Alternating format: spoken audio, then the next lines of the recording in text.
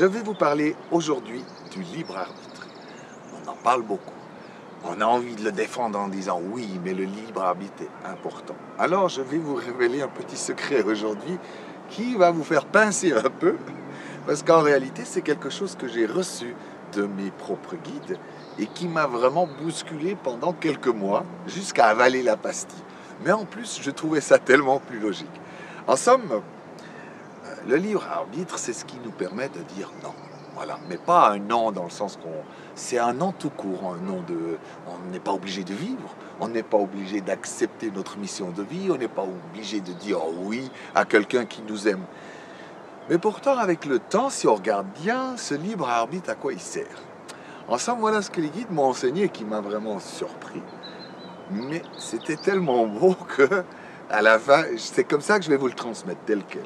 En somme, le libre arbitre a été créé sur Terre pour rendre supportable à notre ego le fait que simplement on pouvait être dans le flot de la vie.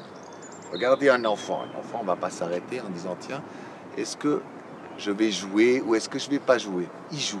Il va se laisser en somme inspiré par le monde spirituel sans retenue, d'accord? Même si c'est vrai qu'on peut dire non, après des milliers d'années à avoir dit non, je pense peut-être qu'il est temps de dire oui à la vie.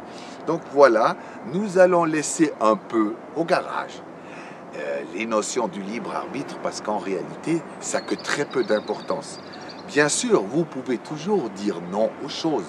Ceci n'est pas le libre arbitre, c'est de dire non à quelque chose qui peut vous nuire ou vraiment être mauvais pour vous.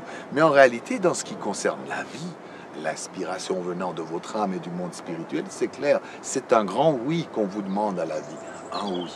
Et si vous regardez vraiment un enfant, c'est fou comme il est tellement dans la vie, jamais un instant il refuse quoi que ce soit. Et même quand il refuse la vie à fond, il le fait d'une manière totalement différente. Il n'y a pas, c'est très différent. C'est qu'il fait une crise totale, une crise entière pendant 5-10 minutes maximum, puis après, il est nouveau dans le flot de la vie.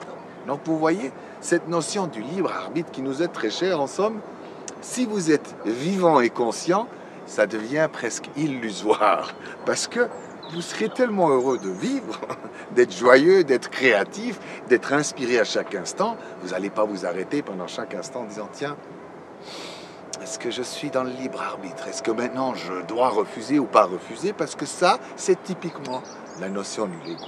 C'est comme quand quelque chose est bon, vous êtes là, devant ce paysage magnifique, et vous avez juste envie, c'est de vous en régaler, de le manger.